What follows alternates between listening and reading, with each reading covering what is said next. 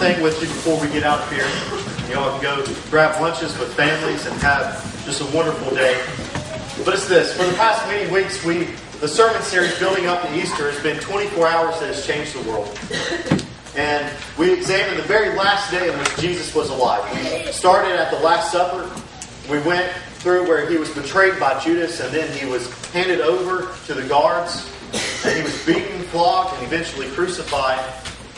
And now we celebrate his death and resurrection today. And the one thing I want to bring up today, I won't take long with this, is that often we hear that Judas was such a bad person. And I had a really interesting conversation with Larry a few weeks ago about this. But I want to bring up one thing. We know from the Gospel of Matthew that after Jesus was crucified, that Judas went and hanged himself. That this man who had betrayed Jesus for 30 pieces of silver felt so horrible after Christ's crucifixion that he went and took his own life. But the question I want to ask today is this. What if Judas would have waited 3 days? What if he would have just waited 3 days?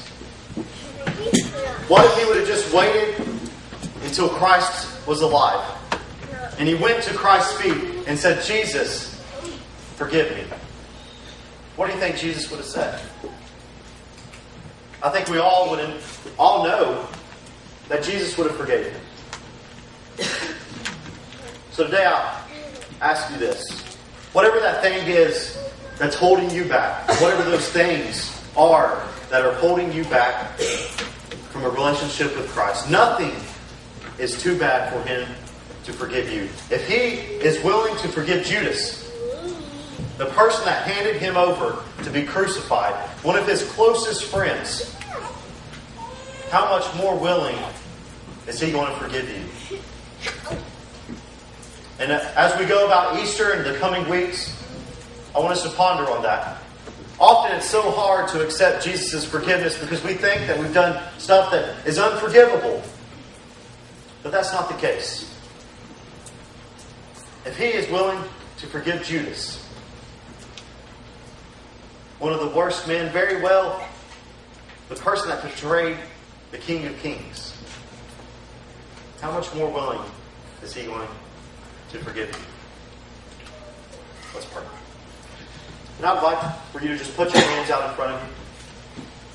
And as I say this prayer, if you would just, under your breath, just repeat it. Jesus, you are my King and my Lord. And Father, as I am here today, I worship you. And Lord, as I have taken your body and your blood, I realize that it washes me clean. And Father, today, I ask that you use me. And Lord, that every day you use me. Amen. I want to invite you all back next week. We are having special guests. We're having a special Sunday. And then right after our service next Sunday, we're going to be having a covered dish. So I would invite you, whether you cook or not, to just please come out and have some fun with us. We're, as I said, have a special Sunday, special guests are going to be here. We're having all kinds of special music. And then we'll have a covered dish right afterwards. So if y'all would, please stand for our closing.